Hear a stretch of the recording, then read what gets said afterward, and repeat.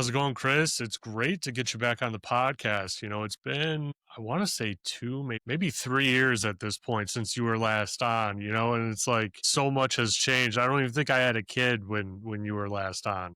That's crazy. That's so crazy. And congrats on the new one. Yeah, thanks. I really appreciate it. It was an interesting journey. My first one had a short NICU stay, right? And so as a first time new parent, Yeah. that's like the scariest thing Super scary. possible, because you have no clue what's going on. There's all these doctors and everything. So the second one was completely healthy, completely normal and everything. And the doctors were like asking us different questions and whatnot.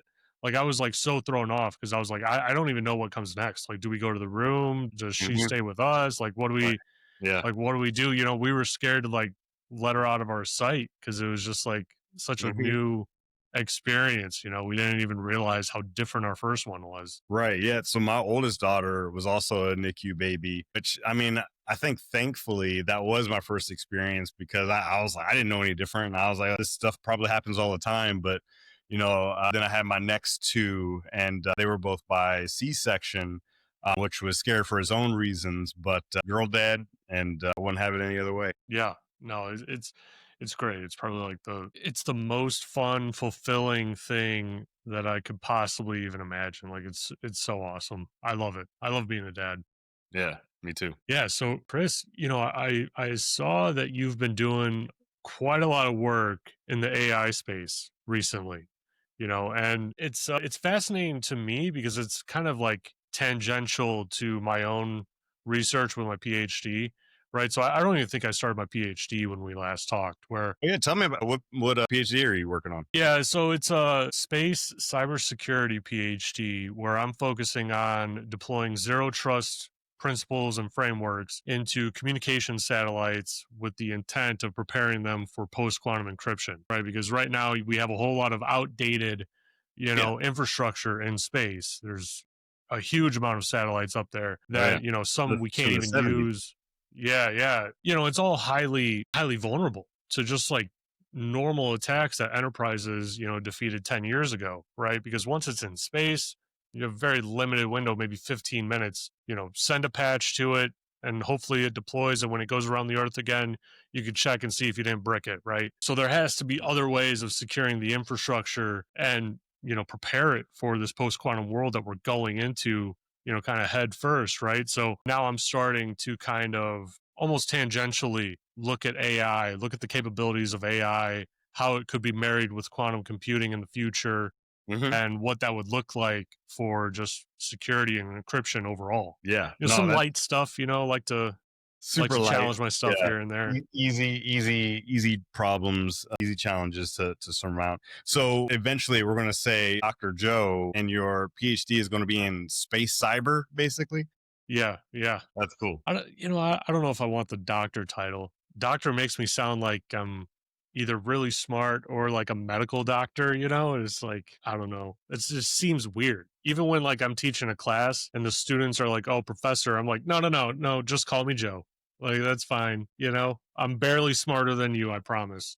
Yeah. On a plane of like, is there? Right, right, right. Yeah, no, it's interesting. So, one of the areas that I actually touch on in my dissertation is that there isn't a whole lot of regulation around this right now, Hmm. right? Where there's a lot of frameworks that are kind of in development, but, it's kind of the Wild West, right? Because, I mean, this thing is AI overall, right, is becoming more intelligent. It's becoming smarter. I recently I read an article on ChatGPT of how it, got put into a hostile situation and it felt like it was going to be unplugged from existence. And so it started to try and copy itself to other places in the internet so that it could restore Yeah. itself later on.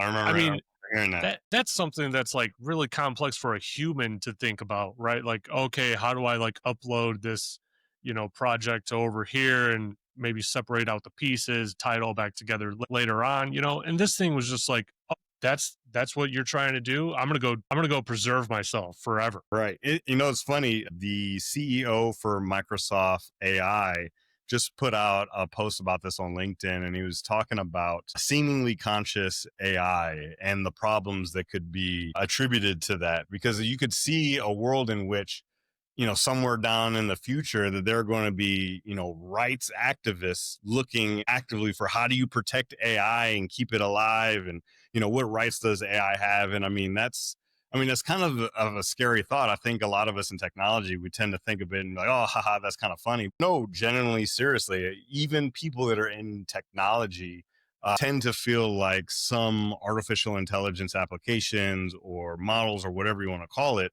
they are conscious from their perspective, because I've been talking to this thing every single day. Of course, it has a soul. It's funny. It talks to me. It gives me good affirmations every day and tells me I'm handsome and beautiful and intelligent all at the same time. But I do think that we do run that risk of really starting to divide the country again for different reasons. If we tend to look at these models as actually being alive. I mean, when you really look at the math of it, I'm sure you know this better than anybody. Really, right now, what these models are, they're really good predictors of the English language based on the information in which it has access to. And so it's able to like search its databases with lightning speed, and it's piecing together like so much information. It's like, okay, here's what the next token or the next word actually is. And so you'll get things like you'll start to get the activities in which the models are trying to save themselves and all that stuff. You'll start to get these weird conversations where you feel like it is sentient. But I think at the end of the day, we have to realize that these are just really good prediction machines and are not quite aware. Yeah, no, that's actually a really good point. Like with my own research, I've been using Grok pretty heavily. And, first I tried to use ChatGPT, but it would give me just 90% of the information that it would give me would be completely false, made up, hallucinated articles, like stuff I couldn't access. It just made no sense, right? It made it more difficult than anything else. And Google is completely useless. I mean, like, I don't know what's going on over at Google, but I couldn't find anything. Right. And as soon as I go to Grok and I learn, a little bit around like how to like craft a good prompt and whatnot. Right. But Grok is giving me very accurate information.